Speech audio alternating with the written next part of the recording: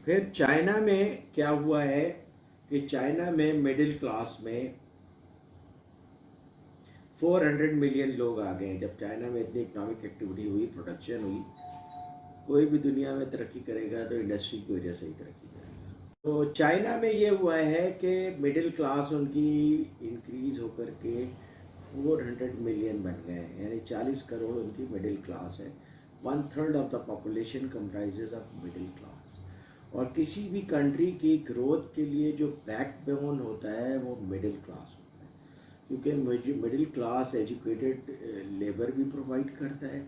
Middle class जो है majority of spending जो होती है वो मिडिल क्लास करती है, क्योंकि जो लोअर क्लास होती है वो भी स्पेंडिंग करते हैं लेकिन वो खाने पीने और अपने ज़रूरी सामान पे खर्च करते हैं। लेकिन मिडिल क्लास अपने आप को बहुत अच्छे तरीके से पोर्ट्रे करने के लिए हर चीज़ पे स्पेंडिंग करती है। तो किसी भी कंट्री में ग्रोथ के लिए की चीज़ है मिडिल क्लास। जैसे पाकिस्तान के लिए कहा जाता है कि पाकिस्तान की मिडिल क्लास इज श्रिंकिंग। तो जब मिडिल क्लास श्रिंक करेगी तो country can not grow. Okay, तो ये चीज़ जो है ज़ाहिर है अमेरिकन को इतनी ज़्यादा अच्छी नहीं लग रही है, क्योंकि पहले तो वो ये समझते थे कि हम अपनी फैक्ट्री वहाँ लगाएंगे, उनकी लोकल मार्केट में तो कोई है नहीं उनको ख़रीदने वाला, तो वो सारी की सारी हम इंपोर्ट करके अपने मार्केट्स में बेचेंगे and we will make money and we will take advantage of the cheap labour of China. But in the process क्या हुआ कि चाइना की मिडिल क्लास ग्रो कर गई, और उसमें अपनी चाइनीज़ गवर्नमेंट के भी बहुत सारे कॉन्शियस एफर्ट्स हैं जिसकी वजह से उनकी मिडिल क्लास ग्रो कर गई। अब मिडिल क्लास जब ग्रो कर जाती है तो उनकी इकनॉमी भी ग्रो करती है।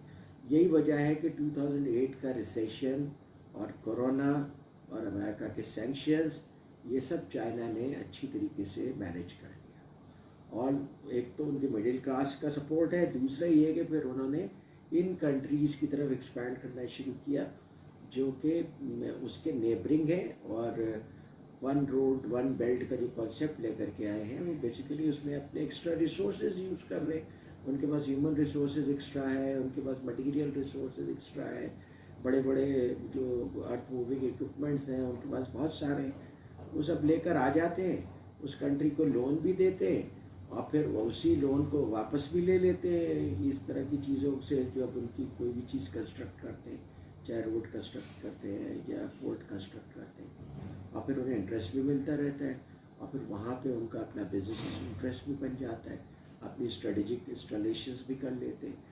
तो ये इनिशिएटिव भी चाइना को आगे लेकर के चल रहा है। ये जो जुमला है ना, growing middle class of China, ये एक्चुअली हमारे लिए तो बहुत अच्छा है कि चाइना ग्रो करेगा तो उसका कुछ ना कुछ fall out effect neighbouring countries पे भी आएगा, positive fall out effect. American को ये डर है कि ये हमारे कंपटीशन में हमारे सामने खड़ा होकर आ जाएगा, क्योंकि जापान में तो इतनी मिलिट्री पावर थी नहीं कि वो, और जापान के ऊपर सैंक्शंस भी हैं कि जापान उनके सामने एज ए मिलिट्री पावर खड़ा हो सके।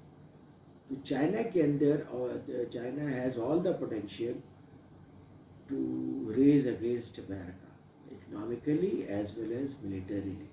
तो इस वजह से उनको कंसर्न है कि भाई चाइना का मिडिल क्लास भी ग्रो करके है।